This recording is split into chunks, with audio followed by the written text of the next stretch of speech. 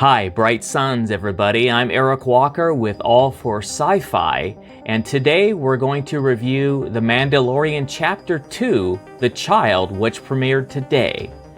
Before we do that, I just want to give everybody a quick reminder to don't forget to hit subscribe below and hit the notification bell so that you're notified every time we upload a new video. And also, before we get started, I just want to let everybody know before I do a recap and a full breakdown, I will let everybody know before the spoilers actually happen. This guy right here, the new IG-11, is one of my new favorite toys. Okay, so Chapter 2, The Child. Let's go ahead and talk about that. Again, some more really brilliant work by Jon Favreau and Pedro Pascal as the Mandalorian.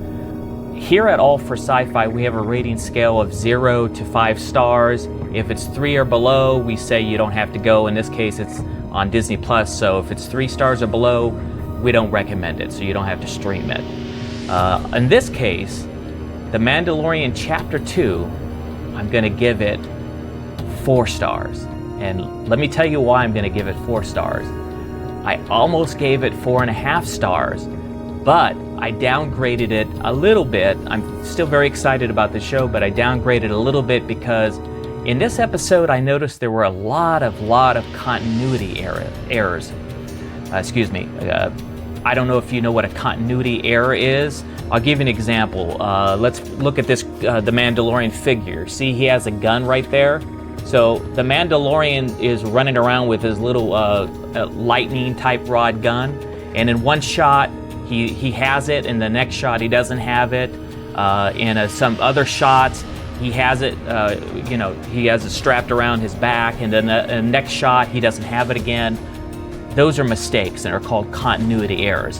And that is the sole reason why I'm going to go ahead and downgrade my rating today to 4 stars, because this happened a lot. It happened enough that I noticed. And even though I'm really jazzed about the show, it happened probably 6 or 7 or 8 times. It happened too much. Also in this show, we get, again, we're treated with a huge array of callbacks. We have Jawas in this episode again. They are primarily the main focal point of this episode. And of course we have, as seen in the last episode, the big surprise, the big reveal, that character is still in there. So now I'm going to go ahead, and now that I've given it a review, I'm going to give this 4 stars. We're going to go ahead and do a whole recap and a full breakdown of this episode. So you're probably seeing something that says spoilers right now. So get ready for the spoilers, because here they come. Okay, so this episode starts off just where the last one ended. You see the Mandalorian walking through this kind of a deserty, hilly area, and he's followed by the baby Yoda, who he just discovered, the 50-year-old bounty that he asked, a 50-year-old child, bounty that he's supposed to bring in, and it's following him. I guess he has it set up on a remote control on his arm, because later, further in the episode, he moves his arm and it moves away too when he's trying to save the child. So it starts off with him walking through this, like he's going back to his Razor Crest, his ship, and then suddenly he stops, and then he's attacked by, I think 3 or 4 guys, and he makes pretty quick work out of it. He kind of takes them out really fast. It's really great action. It's really quick. And he kind of senses them before they actually appear, so he's kind of not taken off guard. And right before he takes out the last guy, that alien starts to run towards the baby Yoda, and he shoots. And for the first time, we see him evaporate. And one of the bad guys, he shoots him, and the laser thing goes out, and he just totally disappears and evaporates right in front of Yoda, which is kind of cute. I mean, this baby Yoda, and everybody's saying, stop calling it Baby Yoda. Stop calling it Baby Yoda. But what are we going to call it then? Okay, it's a baby and it looks like Yoda. So does anybody out there, and that's a great question, all of you viewers, do any of you out there know what the species is? Is there a name to it, or is it called Yodas? That has not been revealed yet. At least I don't know as well. If any of you know, please let us know in the comment section below. So he makes quick work out of it, and also after he knocks them out, he notices that they have a one of those tracking finders that he was given, which helped him find the bounty, the Baby Yoda. So it leaves us like wondering how many people are like trying to get this bounty, because they had a tracking thing as well. So how many? It leaves me wondering how many times before he actually gets a chance to turn in his bounty, he's going to have to deal with knocking other bounty hunters out. It's kind of a cool little thing. So after that, he continues to head towards his ship, the Razor Crest. And as he gets up to the top of the mountain, he looks down at his ship, and guess what? It's being taken apart by Jawas, which is really cool. It's like a callback to Star Wars: A New Hope, and you see the big, huge actually, the bounty hunter calls it the Mandalorian. Sorry, calls it he couldn't tracking fortress or whatever he calls it. But he finds that his ship is being totally dismantled, and the Jawas are stealing the entire ship, taking it apart. So he quickly starts to fire at them with his lightning. Does anybody know what that's called? That gun he has? If you know what the name of that gun is, let us know in the comments below. So he starts shooting at them, and he starts killing them. He evaporates. He shoots like 3 or 4 of them before he gets, and then he starts running down towards them, and they're taking off in their big, huge fortress, whatever the name of that thing is. We need to look it up. I should know. I should know after all these years what that's called. Anyway, they take off, and there's this big, huge chase ensues, and he takes off after them. And even though he's running and taking off after the Yoda inside the little baby, the floating baby walker, or whatever you call it, baby crib, follows him. So it keeps following him, even though it's weird because it's like he completely ignores the Yoda because he's trying to save his ship and go after these Jawas, but it's still following him behind. It's really cute. So he takes off after them, and there's this big, huge scene where he's trying to, get inside he calls it a moving fortress they're protected by, and he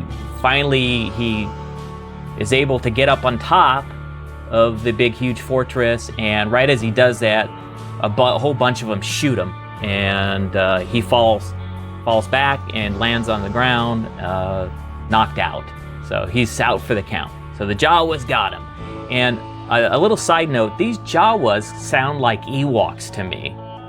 They do. In fact, at the end of the episode, I was trying to find out who did the voices, and I couldn't find, they had no credits for who was doing the Jawa voices, but they kind of reminded me of Wicket, one of the Jawas when he kept talking. Later in the episode, they actually have a bigger scene where they're talking with the Jawas, and that main Jawa kind of sounds like Wicket to me. So he is knocked out, and then he wakes up and comes to, and of course the cute little baby Yoda is looking at him, and he gets up, and he ends up going back to his friend that helped him in the earlier episode, the character played by Nick Nolte, the cool character. He goes back to them and tells them what happened, and he offers his help again. He's going to help. He goes, I'll help you. I'll go there and take you to where they're at. I know where they're at. And then you could trade for your parts back. And of course, he thinks it's stupid. Why do I have to trade for my parts? They stole them from me. So, and of course, the main catchphrase happens again. The cool character says, "I have spoken." He says that a bunch of times again in the episode. And somebody make a shirt. I could see it now, a t-shirt that says, "I have spoken." So somebody out there make a shirt so everybody could buy it. So they head off to go to where he knows where the Jawas are at, the cool character. And they begin a negotiation to get his parts back, and they want his Beskar still. And of course, he's not going to give up he's a Mandalorian, he's never going to give up his Beskar still. So the cool character says, is there anything else that, he's a Mandalorian, he can't trade his armor. So they huddle up and the Jawas do their little talking and they say he could get them the egg. So we're all puzzled. What are they talking about, egg? So he agrees to do it. So the next scene is them going to where this egg is at inside this cave. And he goes in there and he finds out that when he's investigating it, with his flashlight, he has this really cool flashlight. By the way, the Mandalorian, all his gadgets are awesome. His little light, all the LEDs on his arms, everything is just awesome. So he's looking around trying to find this egg in the cave, and the flashlight goes on. You see an eye, and it's a monster, this little creature monster. It's not little, excuse me, I shouldn't have said that, it's huge. He gets in a big fight with this. It kind of looks like a rhinoceros, kind of like a dinosaur. It's really huge, has a big horn. It's the one in all the trailers that we've seen. So again, it's more footage from the trailers we've seen. So he starts fighting this big, huge monster, and the thing just kicks the crap out of him. And then right as he's about to give up, the beast is running towards him. Suddenly the beast is stopped. And then we see that the baby Yoda, guess what?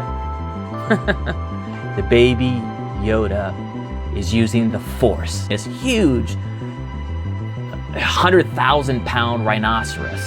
So, and then suddenly as he's holding it, he drops it. And then the baby Yoda passes out, goes to sleep. But it gives the Mandalorian a chance to jump up with his knife, and he stabs it and kills it. So thanks to the baby Yoda, he's able to kill this monster. I'm curious to know what the name of this rhinoceros looking monster is. I'm sure everybody's going to want the toy. It's going to be a big one, big toy. Okay, so after he does that, he goes back into the cave and he looks around and he sees this. He finally finds it. He almost doesn't find the egg because it looks like it has hair all over it. But he finds it's this weird looking egg, and it has all this really, really shaggy hair all over it. It's kind of disgusting looking. So he brings it, he then picks it up and he goes to take it back to the Jawas, who are about ready to leave. They've waited so long, they think that he's not going to come back. So he gives it to the Jawas, and they they crack it open and start eating the yolk. It's kind of disgusting, but I guess that's what they wanted it for. So he's able to give them the egg. They start eating the yolk, and he gets all his the stuff that they stole from him. And they go back to the Razor Crest ship, and Cool helps them basically put the ship back together. It takes them like several days. It's a lot of work. They really destroyed that ship.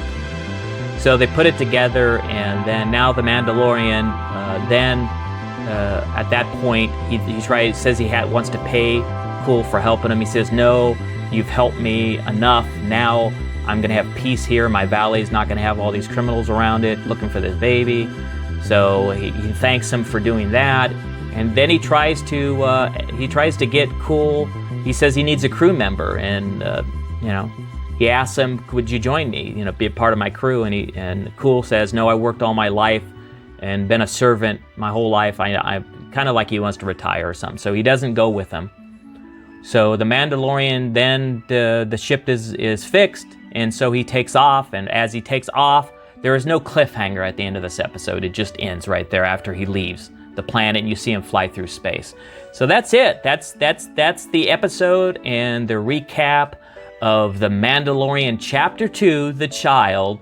And you heard it first. I'm giving it 4 stars. The only reason why I got 4 stars was because of a lot of continuity mistakes, and I hope in future episodes and I expect continuity mistakes. It happens, but it happened a lot in this episode. So hopefully the future episodes, they don't have as many mistakes in it. And as you know, us Star Wars fans, we're going to play this thing back 100 times. We're going to notice every little mistake. I'm curious, did the first episode have all these mistakes? I've already seen the first episode 4 times, so I'm going to go back and look at chapter 1 to see if it had all these mistakes in it, now that it was so obvious in this one. And the other thing too that upset me about this episode is, I guess it didn't upset me, but it left me wanting more, is that it was very short. I looked at it after it ended, and it was only like, it said it was 32 minutes, which is not even an hour long. The first one was 44 minutes. But it had a 2-minute recap, and it had like 5 minutes of credits. So if you subtract that, it's not 32 minutes. The episode's really only like 20-something minutes. Come on, guys, we need more than 20 minutes. We love this show. Anyway, it's a great show, and thank you everybody for joining me. As always, please remember to subscribe below, hit the notification bell, and leave some comments. Let me know what you think about this video. Should we keep doing these recaps? I think so. Let me go ahead and do these recaps, but let me know your comments below if you like them. And until next week, next Friday, we're going to have Chapter 3, which is really exciting. Hey, everybody, also leave comments. Let me know what you think about this episode. Anyway, until next time, I'm Eric Walker for All for Sci-Fi. May the Force be with you till the spires.